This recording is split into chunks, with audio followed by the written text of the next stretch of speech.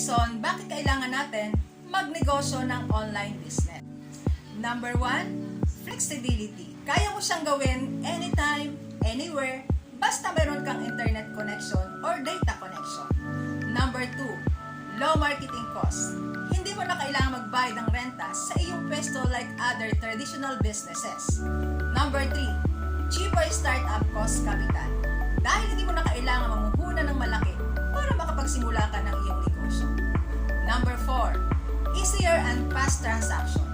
Mas madali mong mamomonitor ang transaction mo dahil may reports dito.